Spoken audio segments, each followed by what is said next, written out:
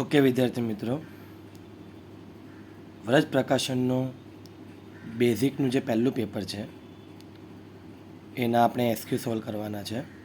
હવે એસક્યુ બંને માટે કોમન છે, સ્ટાન્ડર્ડવાળાએ પણ કરવાના અને બેઝિકવાળાએ પણ કરવાના. ઓકે, ચાલો પ્રેક્ટિસ બધી જ કરવાની દાખલાઓની. સવાલ નંબર પહેલો, નંબર 1, રકમમાં કીધું છે 17 અને 23નો ગુસા 1 છે. ખરા ખોટા છે, બરાબર? તો ચલો યાદ રાખજો નંબર 1 માટે કે 17 અને 23 કીધું છે. હવે આ બંને જે સંખ્યાઓ છે ને, બંને અવિભાજ્ય સંખ્યા છે. કેવી સંખ્યા છે? અવિભાજ્ય સંખ્યા.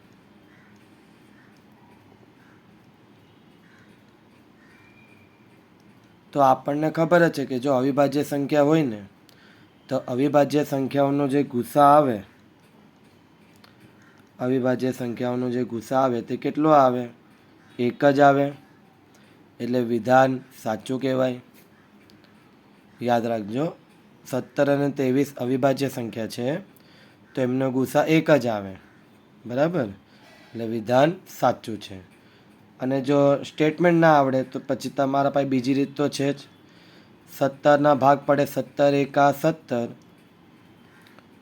અને 23ના ભાગ પડે 23 એકા 23. તો બંનેમાં જે સરખું હોય એ તમારો ગુસા કહેવાય. એટલે ગુસા આવ્યો 1. વિધાન સાચું છે. ચલો ત્યાર પછી નંબર 2 માટે. નંબર 2માં તમને કીધું છે વર્ગમૂળમાં 9 અસમય સંખ્યા છે. ચલો વર્ગમૂળ 9, વર્ગમૂળ 9ની વેલ્યુ થઈ જાય 3. તો 3 એ તો તમારી સમય સંખ્યા કહેવાય. 3 કઈ સંખ્યા કહેવાય? સમય સંખ્યા. અને રકમમાં તમને અસમય સંખ્યા કીધું છે એટલે વિધાન ખોટું આવે. ઓકે, જવાબ આવે સમય સંખ્યા. ચલો નંબર 3, બહુપદી નંબર 3માં બહુપદી p of x બરાબર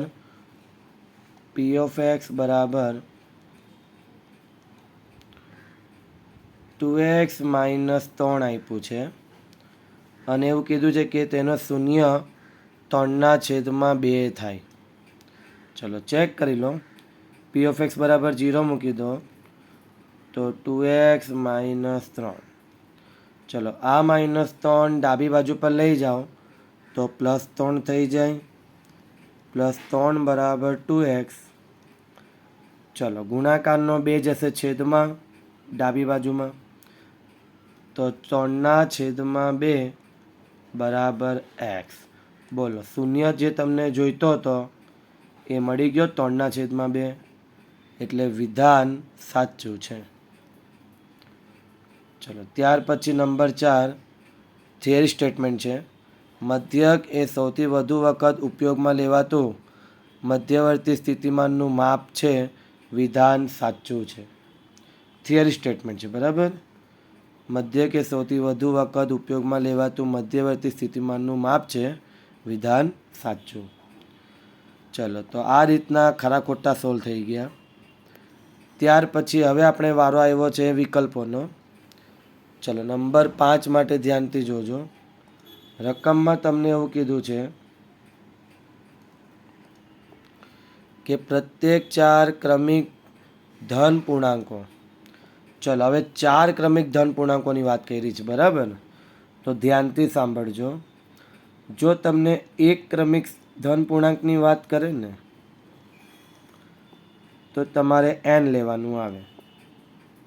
એક ક્રમિક સંખ્યા જોવા જઈએ તો n આવે. જો તમને 2 ક્રમિક ધન પૂર્ણાંકોની વાત કરે તો n અને n+1 આવે. આ 2 ક્રમિક સંખ્યાઓ આવે. જો તમને 3 ક્રમિક સંખ્યાઓનો તમને ગુણાકાર કરવાનું કહે તો 3 ક્રમિક સંખ્યાઓમાં n પણ આવે n+1 પણ આવે અને n+2 પણ આવે. પણ રકમમાં તમને 4 ક્રમિક ધન પૂર્ણાંક સંખ્યાઓ કીધી છે. તો 4 ક્રમિક સંખ્યાઓમાં n+1, n+2 અને n+3. તો આ રીતના યાદ રાખવાની. એક ક્રમિક સંખ્યા આવે તો n, બે ક્રમિક સંખ્યાનું પૂછે તો n અને n+1, 3 ક્રમિક સંખ્યાઓનું પૂછે તો n, n+1, n+2 અને 4 ક્રમિક સંખ્યાઓનો પૂછે તો n, n+1, n+2 અને n+3. અને એવી રીતના જો 5 ક્રમિક આવે તો n, n+1, n+2, n+3 અને n+4. ઓકે, ચાલો. તો તમને રકમમાં 4 ક્રમિક ધન પૂર્ણાંકોની વાત કરવામાં કીધું છે. તો ચલો આપણે એનો જ ઉપયોગ કરીશું. ધ્યાનથી જોજો. 4 ક્રમિક ધન પૂર્ણાંકોનો શું કરવા કીધો છે તમને? ગુણાકાર કરવા કીધો છે. તો ચલો 4 ક્રમિક ધન પૂર્ણાંકોનો ગુણાકાર કરું તો n કૌંસમાં n+1 કૌંસમાં n+2 કૌંસમાં n+3. ચલો ગુણાકારના ફોર્મમાં લખી દીધું. 2 કૌંસ વચ્ચે હંમેશા ગુણાકાર આવે. ઓકે, ચલો હવે તમારે શું કરવાનું તો કે n બરાબર 1 લેતા nની વેલ્યુ શું લઈ લેવાની બાળકો? તમારે 1 લઈ લેવાની. ચલો nની વેલ્યુ આપણે 1 મૂકી દઈએ. ધ્યાનથી જોજો. nની વેલ્યુ 1 મૂકું છું.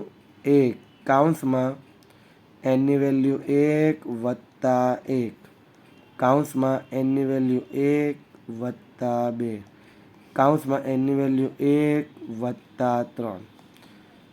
ચલો સાદુરૂપ આપીએ. 1 કૌંસમાં 1 વત્તા 1 2 કૌંસમાં 1 વત્તા 2 3 કૌંસમાં 1 વત્તા 3 4. ચલો સાદુરૂપ આપી દઈએ તો 2 એકા 2, 2 તાલી 6 અને 6 ચોક 24. તો 4 ક્રમિક ધન પૂર્ણાંકોનો ગુણાકાર કેટલો આવ્યો? 24 આવ્યો. એટલે સી ઓપ્શન આવે તમારો. ચલો સમજણ પડી ગઈ ને બધાને? ધ્યાનપૂર્વક કરવાનું, બરાબર? ક્રમિકવાળી સંખ્યાઓનો. ત્યાર પછી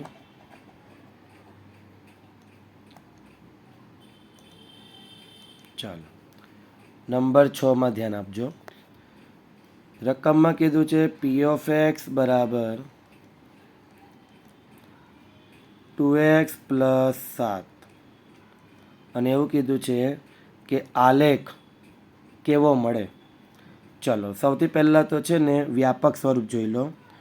2x + 7 એટલે આઈડિયા આવી જાય કે p(x) બરાબર વ્યાપક સ્વરૂપ છે ax + b સ્વરૂપનું. તો આ ax + b સ્વરૂપ એટલે સુરેખ બહુપદી કહેવાય. સુરેખ બહુપદી. અને સુરેખ બહુપદીનો જો આલેખ આવે ને, આલેખ, સુરેખ બહુપદીનો જે આલેખ આવે એ તમારો આલેખ રેખા સ્વરૂપમાં આવે. કેવા સ્વરૂપમાં હોય? રેખા સ્વરૂપમાં. યાદ રાખજો. સુરેખ બહુપદીનો આલેખ રેખા સ્વરૂપમાં હોય એટલે જવાબ આવશે બી ઓપ્શન. હવે આની સાથે તમને એક બીજો કોન્સેપ્ટ પણ છે, તે પણ ધ્યાનમાં રાખજો. આપણે ક્લાસમાં ચલાવ્યો જ છે. જો તમને રકમમાં દ્વિઘાત બહુપદીનું પૂછે, ઓકે, દ્વિઘાત બહુપદીનું તમને પૂછે કે એનો આલેખ કેવો આવે, તો દ્વિઘાત બહુપદીનું વ્યાપક સ્વરૂપ જે છે તે આવે p(x) બરાબર x² વત્તા bx + c. આ દ્વિઘાત બહુપદીનું વ્યાપક સ્વરૂપ છે.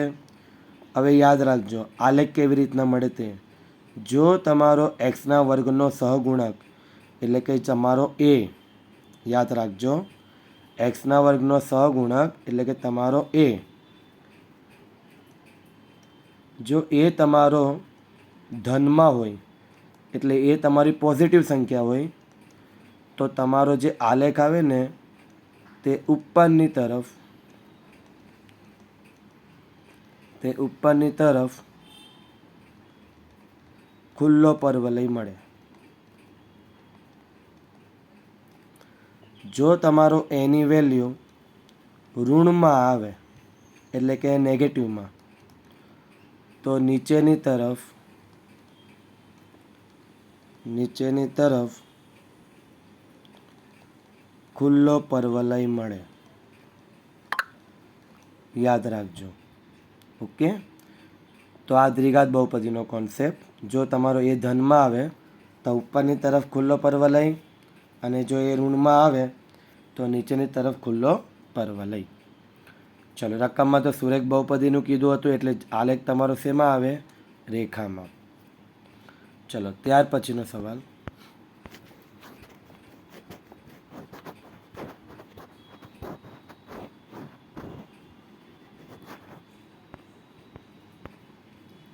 સવાલ નંબર 7, ધ્યાનથી જોજો. રકમમાં કીધું છે તમને x પ્લસ 2y વત્તા 5 બરાબર 0, અને બીજું સમીકરણ આપ્યું છે માઇનસમાં 3x માઇનસમાં 6y વત્તા 1 બરાબર 0 ને ખાલી જગ્યા. હવે જો અનન્ય ઉકેલ મળે, બરાબર 2 ઉકેલ મળે, અનંત ઉકેલ મળે, ઉકેલ ન મળે, 4 ઓપ્શન આપ્યા છે. તો જ્યારે પણ આવા દાખલા આવે ને તો ચેપ્ટર નંબર 3નું કોષ્ટક યાદ કરવાનું. હવે ચેપ્ટર નંબર 3નું કોષ્ટક શું કહે છે તે ધ્યાનથી જોજો. જો a1/a2 is not equal to b1/b2, a1/a2 is not equal to b1/b2 હોય તો યાદ રાખજો, આવા પદમાં છેદતી રેખા તમને મળે, અને છેદતી રેખાના જે ઉકેલ મળે એ અનન્ય ઉકેલો મળે. અનન્ય ઉકેલ એટલે એક અને માત્ર એક જ. અનન્ય ઉકેલ એટલે એક અને માત્ર એક જ. ત્યાર પછી number 2, a1/a2 is equal to b1/b2 is not equal to c1/c2. જો તમને આ રીતના પદો મળે આ શરત પ્રમાણેના, તો યાદ રાખજો સમાંતર રેખા મળે. કેવી રેખા મળે? સમાંતર રેખા. અને યાદ રાખજો સમાંતર રેખાના જે ઉકેલો હોય એ ક્યારે પણ ન મળે, ઉકેલ ન મળે સમાંતર રેખાઓમાં. અને જો ત્રીજી શરત a1/a2 is equal to b1/b2 is equal to c1/c2 હોય તો આ સંપાતી રેખા મળે. કેવી રેખા મળે? સંપાતી રેખા. અને સંપાતી રેખાના ઉકેલ કેવા મળે? અનંત ઉકેલો મળે. કેવા મળે? અનંત ઉકેલો મળે. હવે યાદ રાખજો, જો તમને આ 3 શરત યાદ રહેશે ને, 3 શરત યાદ રહેશે તો જ તમને આ દાખલો આવડશે. ચલો, ચેક કરી લેવાનું આપણે. ચલો, સૌથી પહેલાં a1 બરાબર, તો પ્રથમ સમીકરણમાં એક્સનો સહગુણક. ચલો, એક્સનો સહગુણક કંઈ ના હોય તો 1 સમજવાનું. ત્યાર પછી b1ની વેલ્યુ, વાયનો સહગુણક શું છે? +2, અને c1 બરાબર અચળ પદ +5. ચલો, એવી રીતના હવે બીજા સમીકરણમાં a2 બરાબર એક્સનો સહગુણક -3, પછી b2 બરાબર વાયનો સહગુણક -6, અને c2 બરાબર અચળ પદ +1. ચલો, લખાઈ ગયું આ વેલ્યુ બધી. હવે શરતો જોઈ લેવાની, બરાબર, 1 બાય 1. ચલો, પહેલાં a1/a2 કરીએ તો a1ની વેલ્યુ 1 છેદમાં a2ની વેલ્યુ -3. ચલો છેદમાં માઇનસ આવે નહીં એટલે ચિહ્ન ઉપર ચાલ્યું જાય, તો પદ તમારું બની જાય -1/3. ઓકે. ચલો ત્યાર પછી b1/b2 માટેની ક્રિયા કરો.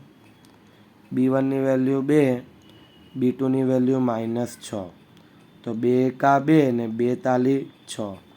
તો આમાં પણ સેમ બન્યું 1/3, એટલે અગેન ઋણ સંખ્યા જે તમારી -3 આવી એમાં જે માઇનસનું ચિહ્ન છે તે અંશમાં ચાલ્યું જાય, એટલે -1/3.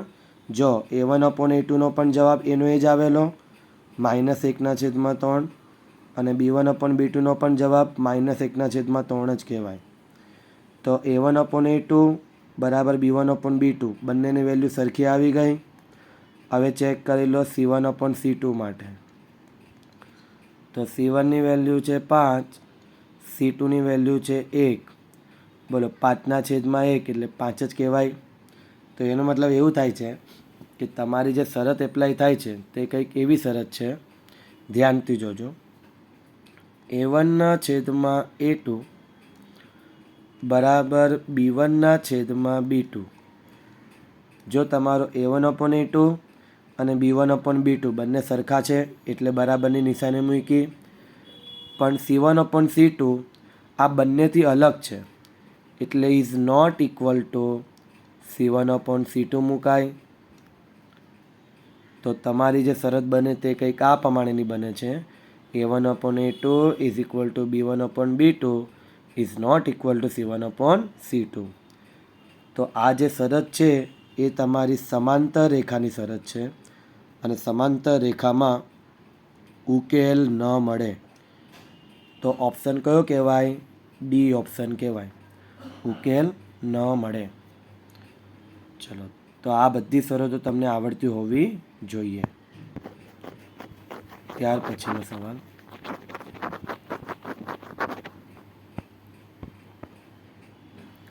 નંબર 8. બિંદુ પી કૌંસમાં XYનું ઉગમ બિંદુથી અંતર. ચલો આનું તો બેઠું સૂત્ર તમને ખબર જ છે. જ્યારે પણ કોઈ બિંદુનું ઉગમ બિંદુથી અંતર કહે તો સૂત્ર તમારું બને વર્ગમૂળમાં x² + y². બેઠું સૂત્ર યાદ કરવાનું. ઓકે, વર્ગમૂળમાં x² + y² સૂત્ર તમારું. ચલો નંબર 9. કોઈ પણ માહિતી z બરાબર 25, x બાર બરાબર 25, તો m બરાબર શોધવા કીધું છે. સૌથી પહેલાં બધી જ સંજ્ઞાઓનો તમે બરાબર નામ આપી દો. z એટલે તમારું કહેવાય બહુલક.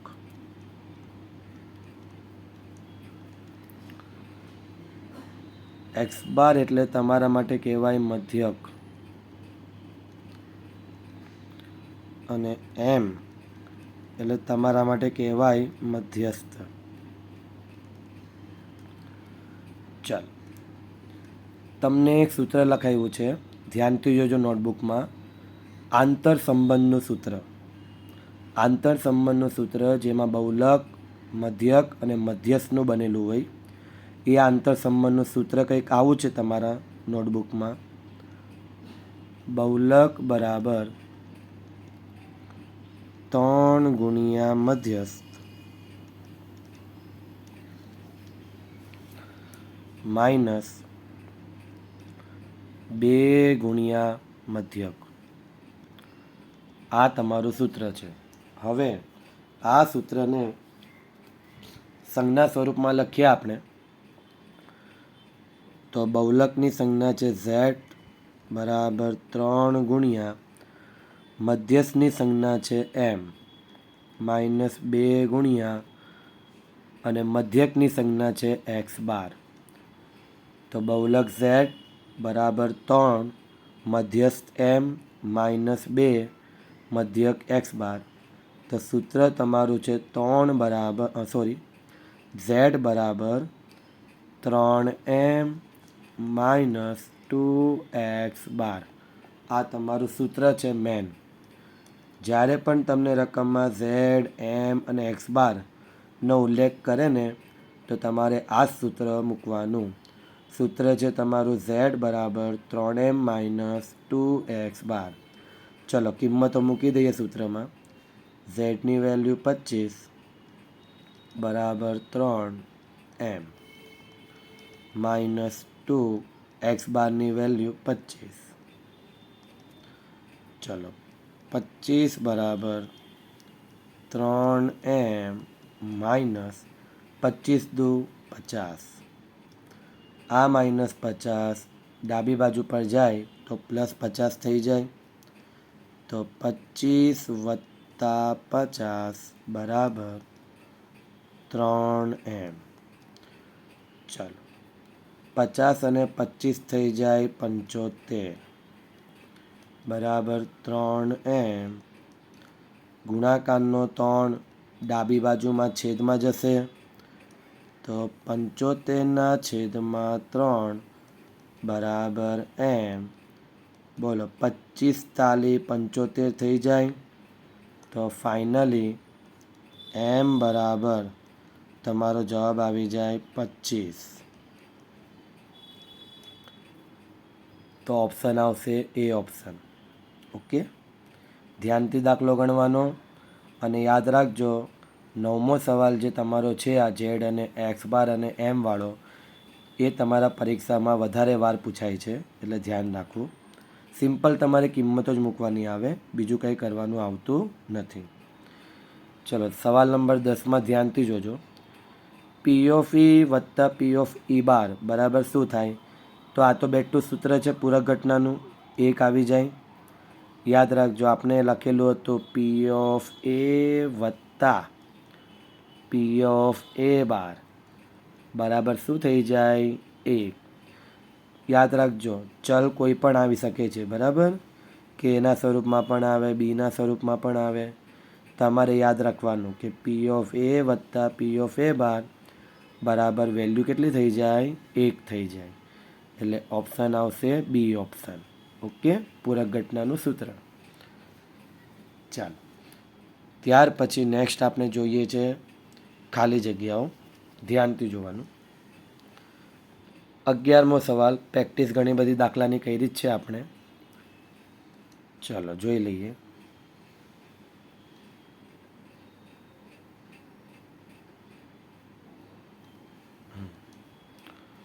બિંદુ આપ્યો છે તમને 5 અને -3.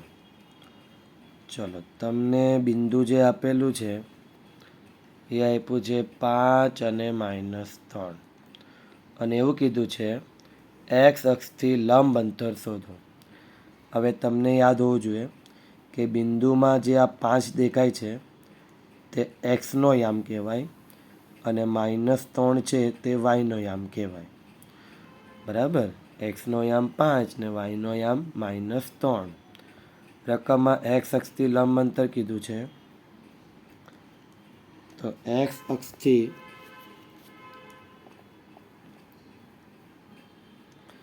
લંબ અંતર,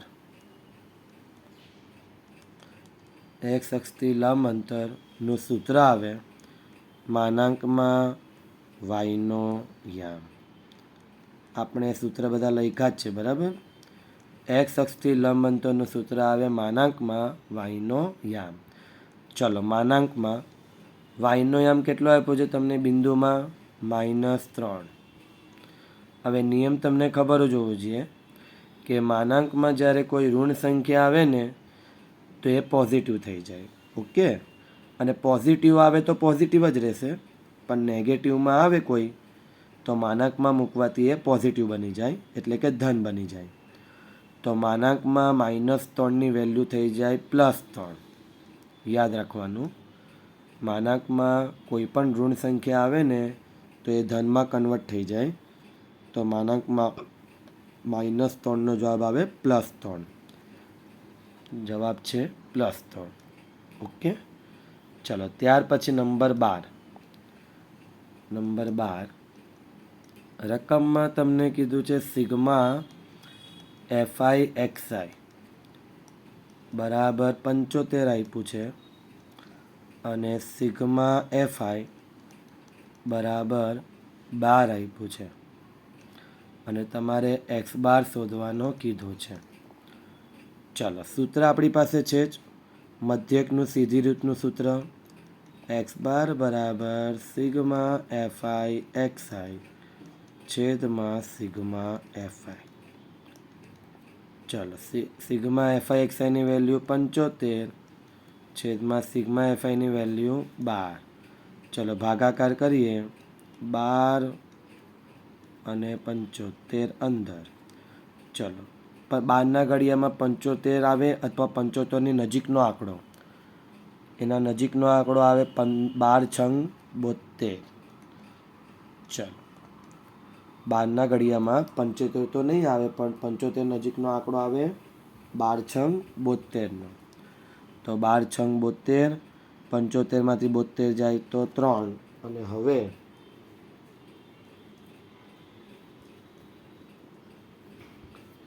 હવે 12ના ઘડિયામાં 3 આવે નહીં, તો આપણે પોઈન્ટ લેવો પડે, એટલે 0 મૂકી દઈએ. અને હવે વિચારવાનું કે 12ના ઘડિયામાં 30 તો આવે નહીં, તો 30ના નજીકનો અંક કયો આવે? તો કે 12 દો 24 આવે. 30માંથી 24 જાય તો 6. 12ના ઘડિયામાં 6 પણ નહીં આવે, તો આપણે શું કરવાનું? અગેન 0 મૂકી દેવાનું. બોલો 12 50 60. 60માંથી 60 જાય તો 0. તો ફાઇનલ આન્સર તમારો શું આવી ગયો? 6.25. આ તમારો જવાબ 6.25. ચલો નંબર 13. હમણાં જ આપણે જે ઝેડવાળો દાખલો ગણી ગયા ને, એવો જ છે તમારો નંબર 13મો દાખલો. ધ્યાનથી જોજો. બહુ સિમ્પલ દાખલા છે, બધા જ આવડી જાય તેવા જ છે. બસ ધ્યાન આપવાનું છે તમારે. ચાલો રકમના અંદર તમને મધ્યક એટલે કે એક્સ બાર તમને આપેલો છે 24. રકમમાં તમને બહુલક ઝેડ આપેલો છે 12. તમારે મધ્યસ્થ એમ શોધવાનું છે.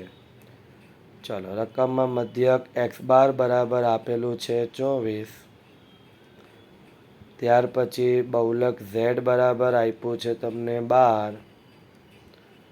અને તમારે મધ્યસ્થ એમની વેલ્યુ શોધવા કીધી છે. ચલો સૂત્ર વાપરી લો. ઝેડ બરાબર 3m માઇનસ 2x બાર. આ તમારું આંતરસંબંધનું સૂત્ર, તેનો જ ઉપયોગ કરવાનો છે. ચલો ઝેડની વેલ્યુ 12 મૂકી દો બરાબર 3m માઇનસ 2. એક્સ બારની વેલ્યુ 24 મૂકી દો. ચાલો 12 બરાબર 3m માઇનસ, બોલો 2 ગુણ્યા 24, 24 દુ 48 થઈ જાય. આ માઇનસ 48 ડાબી બાજુ પર જાય તો પ્લસ 48 થઈ જાય. તો 12 વત્તા 48 બરાબર 3m. માઇનસ 48 ડાબી બાજુ પર જાય તો પ્લસ 48. ચલો 48 વત્તા 12 60 બરાબર 3m. ગુણાકારનો 3 જશે 60ના છેદમાં, તો 60ના છેદમાં 3 બરાબર m. બોલો 20 તાલી 60. તો ફાઇનલી તમને m બરાબર શું મળી જાય? 20. એટલે તમને મધ્યસ્થ મળી ગયો 20. આ એરો તમારો ઓપ્શન. ચલો 14મો દાખલો પણ સેમ પ્રોસેસ એના જેવો જ છે, તો ગણી નાખીએ આપણે ફટાફટ. યાદ રાખજો ઝેડવાળા દાખલા વધારે પૂછાય.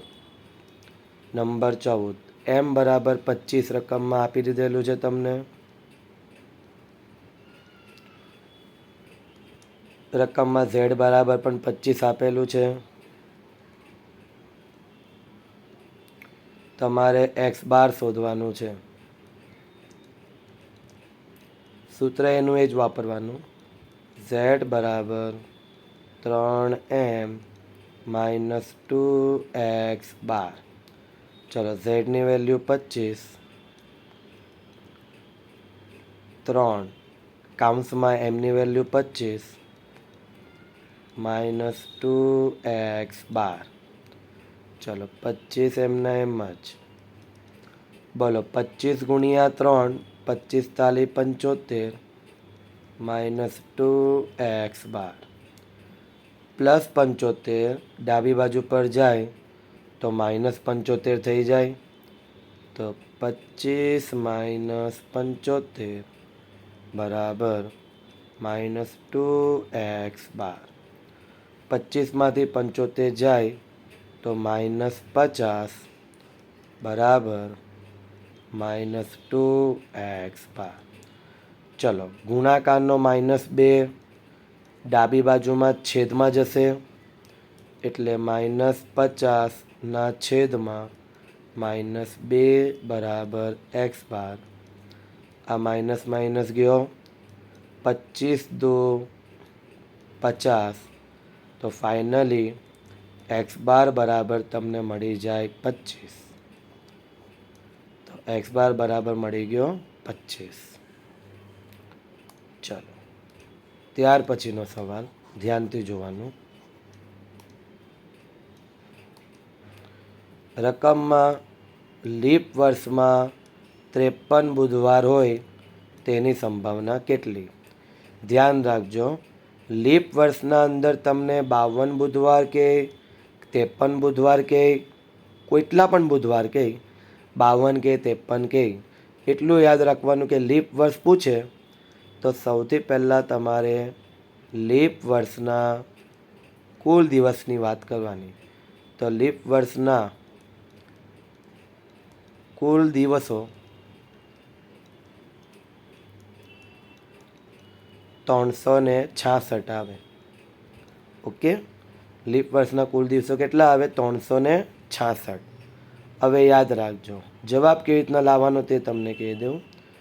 કુલ દિવસો 366, એમાંથી બાદ બાકી કરવાની 364ની અને આખાના છેદમાં મૂકી દેવાના 7। હવે આ જે 7 છે એ તમારા કુલ 7 વાર આવે તે, અને આ જે 364 છે એ તમારું આવે 52 અઠવાડિયા, 52 અઠવાડિયા ગુણ્યા 7 વાર, એટલે 52 ગુણ્યા 7 કરો તો 364 થાય। ઓકે, અને આ જે 52 અઠવાડિયા છે એ આખા વર્ષના અઠવાડિયા કહેવાય।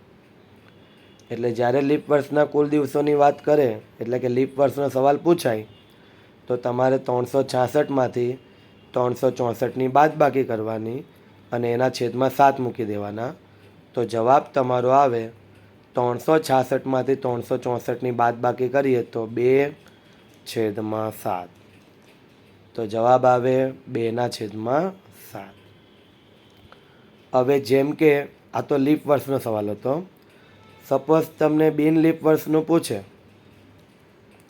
બિન લીપ વર્ષનું પૂછે તો બિન લીપ વર્ષના કુલ દિવસો આવે 365। તો જો એની સંભાવના તમને પૂછે ને તો જવાબ તમારો બનશે 365 - 364 આખાના છેદમાં 7। 365માંથી 364 જાય તો 1/7, તો આ બિન લીપ વર્ષનો જવાબ બને। ઓકે, લીપ વર્ષમાં 53 બુધવાર કે 52 બુધવાર, 52 કે 53 કોઈ પણ વાર આવે તો લીપ વર્ષનો જવાબ આવે 2/7। અને સપોઝ બિન લીપ વર્ષનું પૂછાય તો એમાં 52 કે 53 કોઈ પણ વાર આવે તો બિન લીપ વર્ષનો જવાબ આવે 1/7। ક્લિયર થઈ ગયું? આ રીતના તમારે લીપ વર્ષ અને બિન લીપ વર્ષના જવાબ જોવાના, અને મગજમાં એક ફિટ કરી રાખો કે લીપ વર્ષનો દાખલો પૂછાય તો જવાબ 2/7 અને બિન લીપ વર્ષનો પૂછાય તો 1/7, અને જોવાનું કે 52 કે 53 કયા વાર કીધો હોય તે પર। બરાબર, ચાલો તો આ રીતના તમારે લીપ વર્ષ અને બિન લીપ વર્ષના જવાબો યાદ રાખવાના. નંબર 16.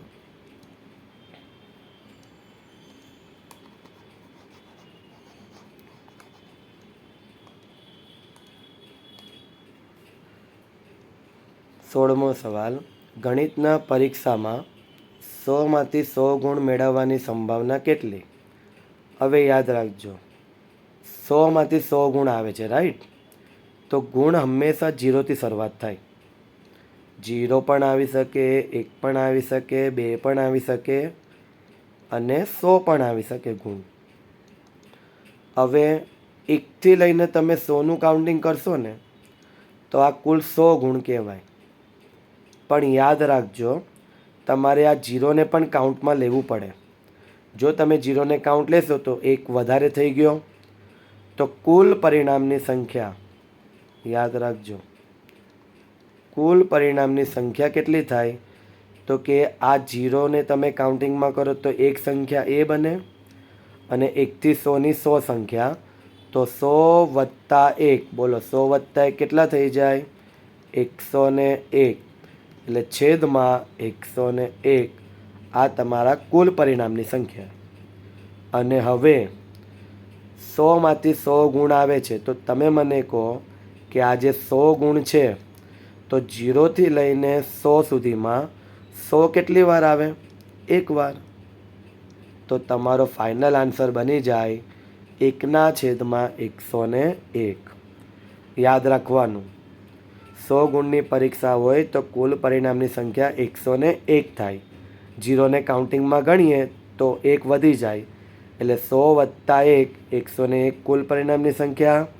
અને 100 ગુણ આવે છે તો 0થી લઈને 100માં 100 કેટલી વાર આવે? તો કે એક વાર 100 આવે. એટલે ફાઇનલ આન્સર 1/101. આ તમારો જવાબ. ક્લિયર થઈ ગયું? ચાલો, ત્યાર પછી સવાલ નંબર 17. સમાંતર શ્રેણીનું nમું પદ nનું શોધવાનું સૂત્ર.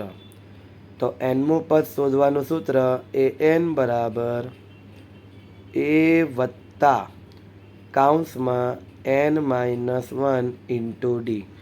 આ છે તમારું સૂત્ર nમું પદ શોધવાનું. ઓકે, સૂત્ર યાદ રાખવાનું. an બરાબર a વત્તા કૌંસમાં n-1 ઇન્ટુ d. ચલો, ત્યાર પછીનો સવાલ.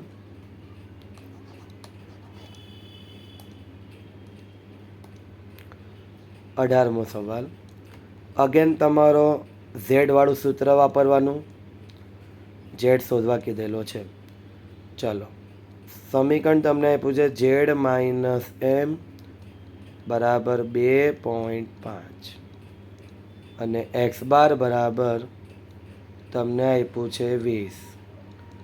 તમારે શોધવાનું છે ઝેડની વેલ્યુ.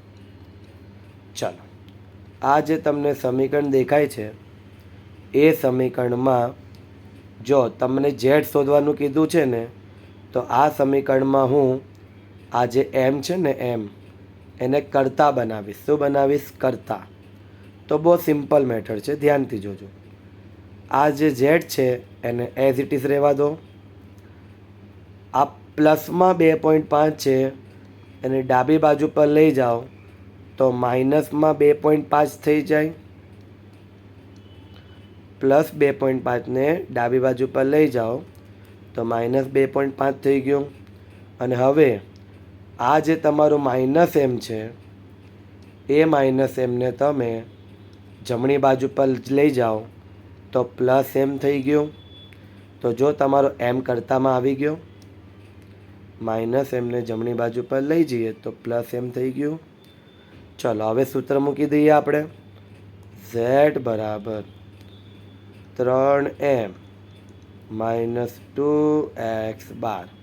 ચલો, કિંમતો મૂકીએ. ઝેડ બરાબર 3, બોલો એમની વેલ્યુ છે ઝેડ માઇનસ 2.5 માઇનસ 2. એક્સ બારની વેલ્યુ 20 છે રકમમાં.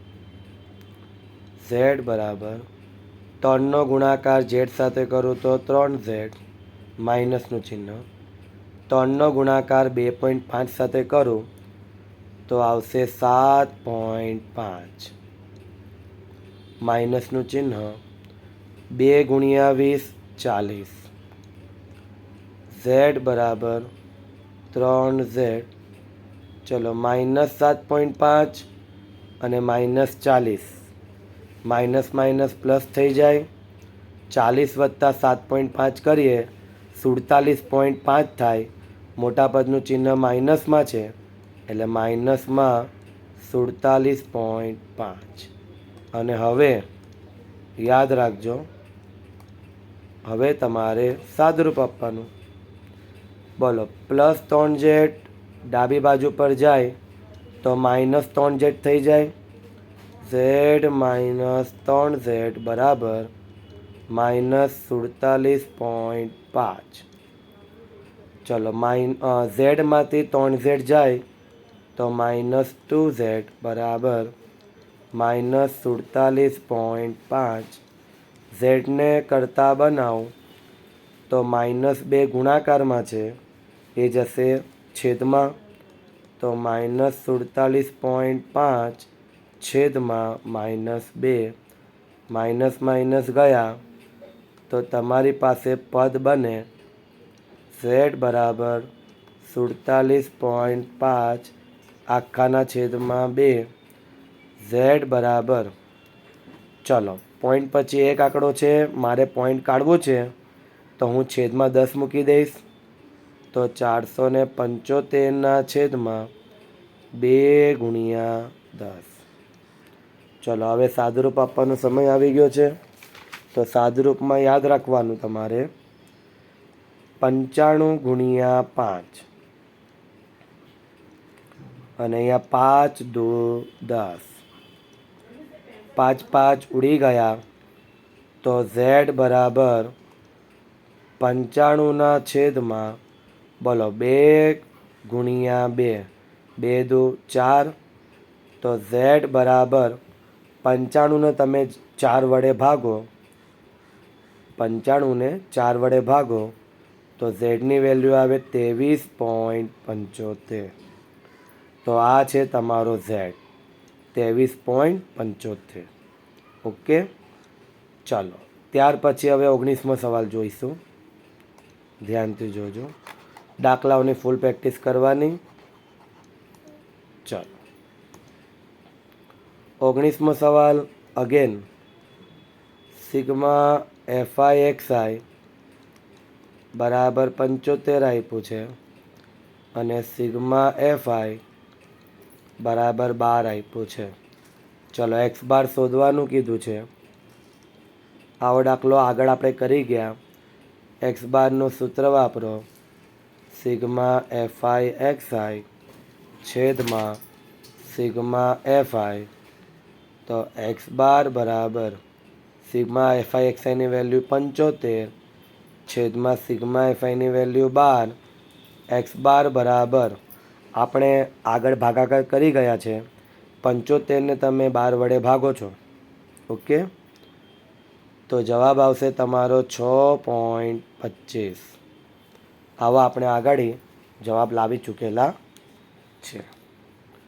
એટલે x બારનો જવાબ આવશે તમારો 6.25. ચલો ત્યાર પછીનો સવાલ 20મો સવાલ. P ઓફ A બાર તમને આપ્યું છે 0.65. તમારે P ઓફ A શોધવાનું કીધું છે. ચલો પૂરક ઘટનાનું સૂત્ર તમારી પાસે છે જ, તો પૂરક ઘટનાનું સૂત્ર વાપરીએ આપણે. પૂરક ઘટનાનું સૂત્ર છે P ઓફ A વત્તા P ઓફ A બાર બરાબર 1. ચલો તમે મને કહો, P ઓફ A આપણને શોધવા કીધો છે વત્તા P ઓફ A બારની વેલ્યુ 0.65 મૂકી દો બરાબર 1 પ્લસ 0.65 જમણી બાજુ પર જાય તો -0.65 થઈ જાય. તો P ઓફ A બરાબર 1 - 0.65. 65. તો પી ઓફ એ બરાબર 1માંથી 0.65 જાય તો જવાબ 0.35 બને. તો આ તમારો જવાબ છે. ચલો ત્યાર પછી નેક્સ્ટ નંબર 21મો. જો આ છે દ્વિઘાત બહુપદીનું સમીકરણ છે, શૂન્યનો સરવાળો. ચલો દ્વિઘાત બહુપદીમાં શૂન્યનો સરવાળાનું સૂત્ર આલ્ફા વત્તા બીટા બરાબર -b/a. બોલો કયો ઓપ્શન છે? સી ઓપ્શન છે. એટલે 21માંનો જવાબ આવશે સી ઓપ્શન. ત્યાર પછી દ્વિઘાત બહુપદીનું સ્વરૂપ છે, શૂન્યનો ગુણાકાર કીધો છે. તો શૂન્યનો ગુણાકાર આલ્ફા બીટા બરાબર સૂત્ર તમારું બને c/a. તો બોલો 22માંનો જવાબ c/a. ઓપ્શન આવશે તમારો પહેલો ઓપ્શન, એ ઓપ્શન. ઓકે. 21માંનો ઓપ્શન આવે સી, 22માંનો ઓપ્શન આવે એ. ચલો ત્યાર પછી આ 21મો હતો, આ 22મો હતો. ત્યાર પછી 23મો સવાલ, બે સિક્કાને એકસાથે ઉછાળતા. ચલો બે સિક્કાને ઉછાળવામાં આવે તો કુલ પરિણામની સંખ્યા આવે 4. બે સિક્કાને તમે એકસાથે ઉછાળો છો તો બે સિક્કાને એકસાથે ઉછાળતા કુલ પરિણામની સંખ્યા કેટલી આવે? 4. તો 23માંનો જવાબ આવશે સી ઓપ્શન. અને 24મો સવાલ, પાસાને એકવાર ઉછાળવાનું છે. કેટલી વાર ઉછાળવાનું છે? એકવાર. તો કુલ પરિણામની સંખ્યા કેટલી આવે? 6. જો પાસાને તમે એકવાર ઉછાળો તો કુલ પરિણામની સંખ્યા કેટલી આવે? 6. તો ઓપ્શન આવશે બી ઓપ્શન. તો આ રીતના તમારા પહેલા પેપરના એસક્યુ સોલ્વ થઈ ગયા. ફૂલ તૈયારી કરવાની, એક એક દાખલાની રીત કરીને કરજો, બરાબર? તો જ તમને દાખલા આવડશે. અને બોર્ડમાં ખાલી જગ્યા, ખરા ખોટા, વિકલ્પો અને જોડકામાં રીત નથી કરવાની હોતી, પણ તમારે રફ કામમાં રીત કરવાની. જો તમે રફ કામમાં રીત કરશો ને તો જ તમારો જવાબ સાચો આવશે. બીજા વિદ્યાર્થીઓ પણ ડિપેન્ડ રહેતા નહીં. બીજા વિદ્યાર્થી ખોટું ગણશે તો તમે અટવાઈ જશો. એટલે તમારે રફ કામમાં બધાની જ રીત કરવાની, જેથી તમારો જવાબ સાચો પડે. અને ખાસ 1 માર્ક્સના દાખલા પૂછાય ને તો એમાં તમારે રીત બતાવવાની કમ્પલસરી. ઓકે. ચાલો ત્યાર પછી નેક્સ્ટ વિડીયો મોકલીશ હવે થોડી વારમાં.